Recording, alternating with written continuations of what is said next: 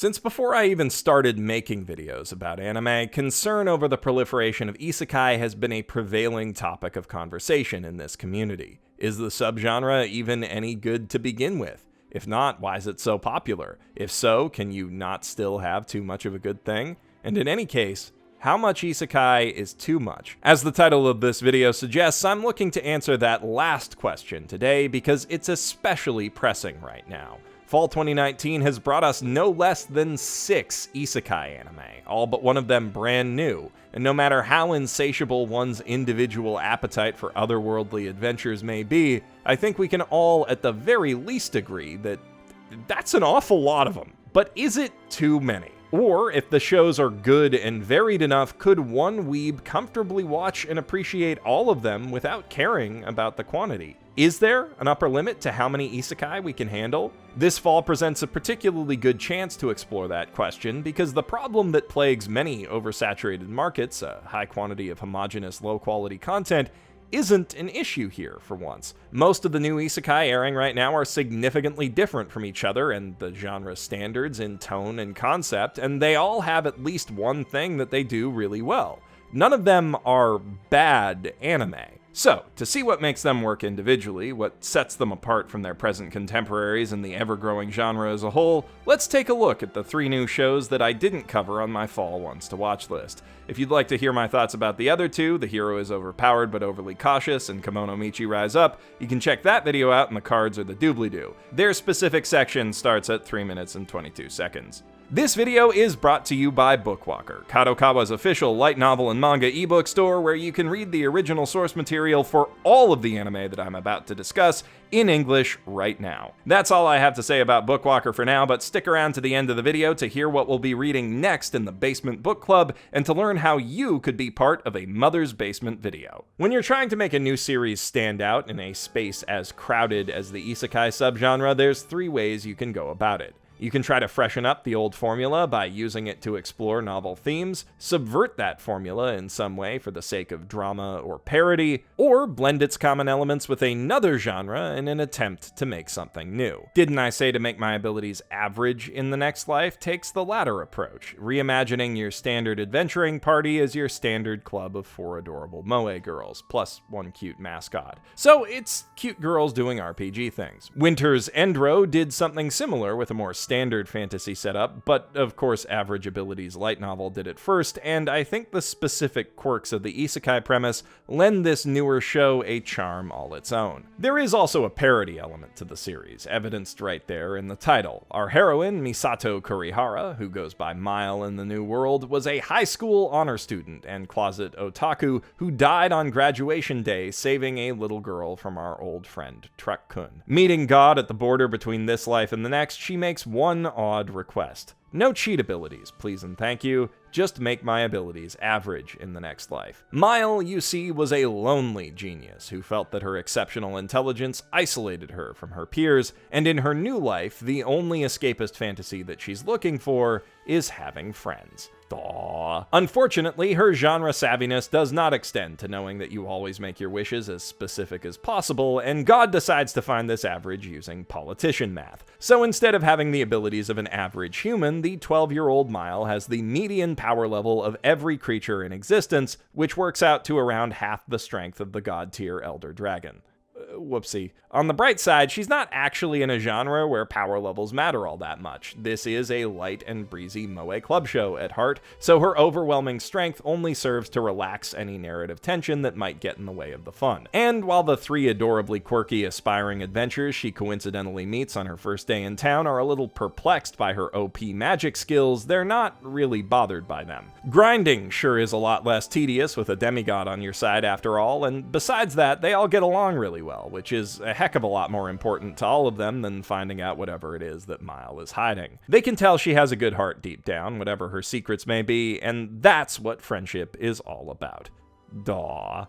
In short order, Miles' strength starts rubbing off on her new companions, making the mages Reina and Pauline and the noble swordswoman Mavis pretty overpowered in their own right. And as their friendship grows closer, her otaku tendencies start rubbing off on them as well. In a charming moment from early in the series, after exhausting her store of classic Japanese bedtime stories, Miles spends a long night regaling her friends with the adventures of the Goblingers. An obvious riff on the Power Rangers, whose tales of rubber-suited daring-do eventually inspire the aspiring adventurers to announce their new party with a full pyrotechnics-backed Sentai pose. Obviously, media in-jokes are a dime a dozen in otaku-targeted isekai anime, but there's something adorable about a protagonist turning their newfound fantasy friends into second-hand weebs by way of enthusiastic oral retellings of children's television. Also, as a devout follower of Nendoism, I must wholeheartedly endorse Miles' efforts to import Earth's greatest form of sculpture to this new world. Despite their prevalence, these references are really just a side hustle for average abilities. The stock and trade of its humor lies in the vibrant personalities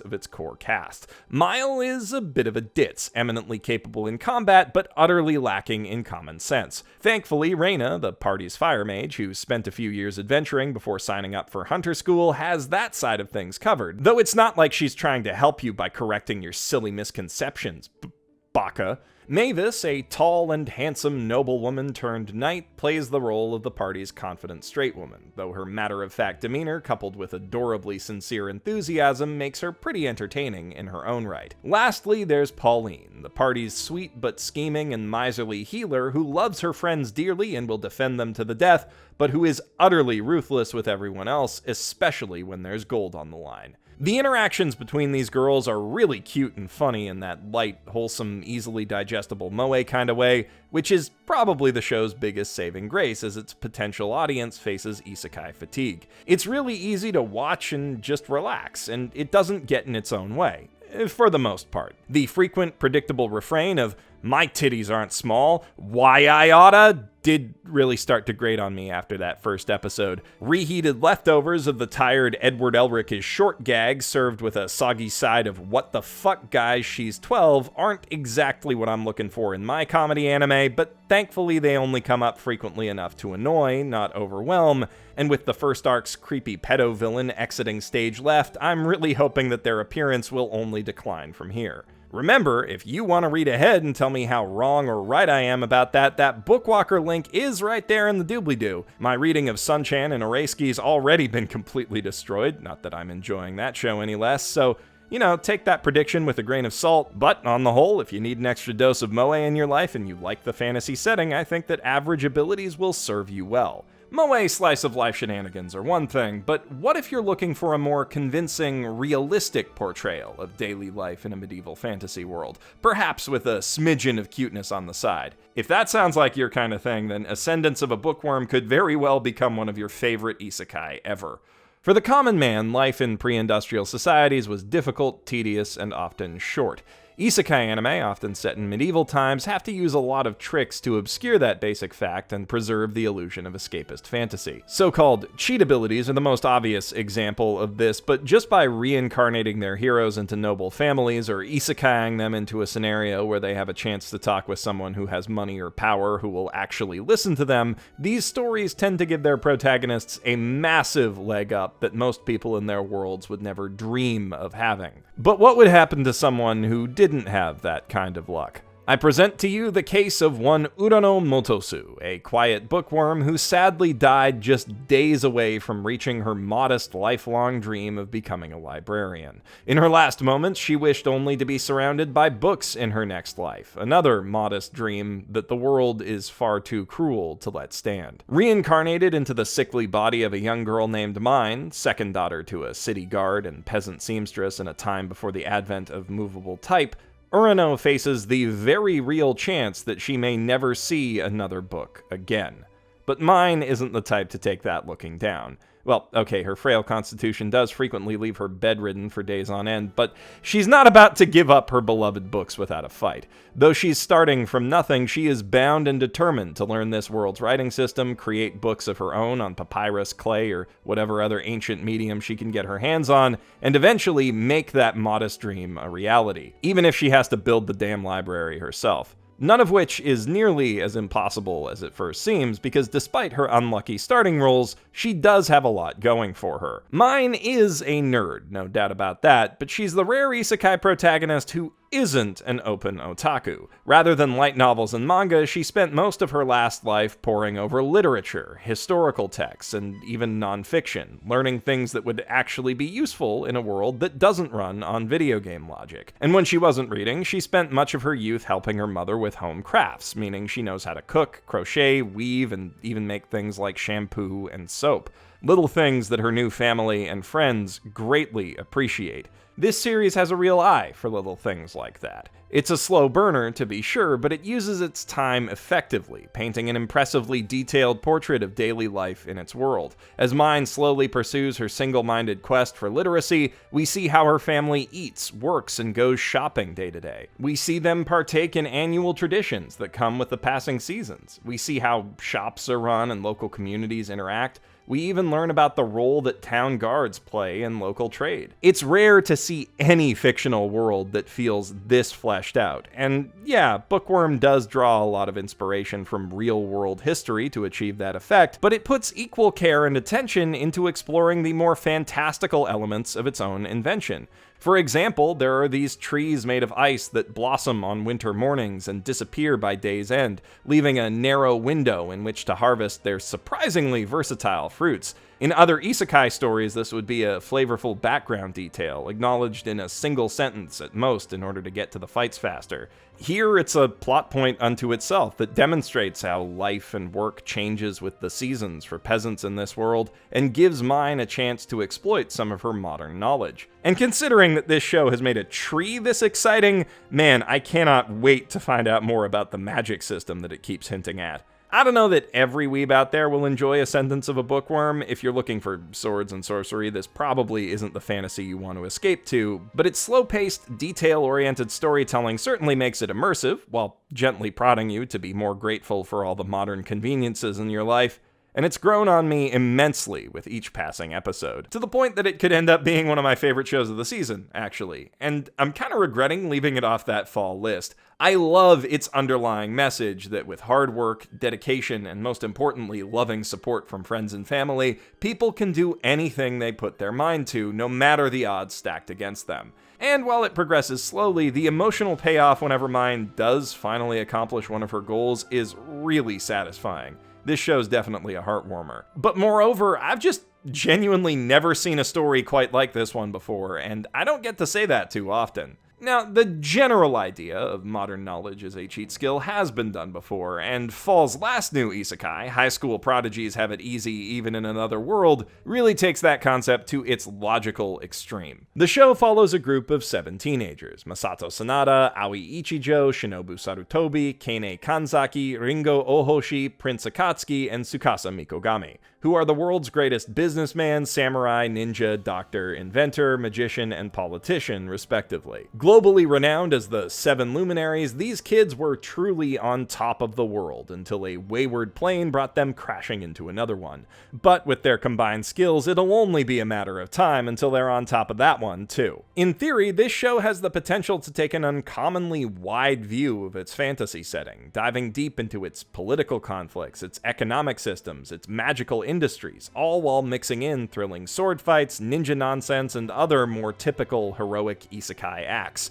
with each hero's unique expertise allowing them to offer deeper insights into the world than a regular otaku could muster. In practice, though, the first arc is a basic bitch adventure in economics, with the merchant Masato vowing to wrest control of a captive city market from the monopolistic clutches of an evil cartoon capitalist who, I guess, exists to make him look better by comparison. Masato's brilliant business scheme is to blackmail a local politician into giving him a trading license, and then use that with a basic revenue sharing model to allow the traders whom the other company had exploited to sell their goods directly and profit from that.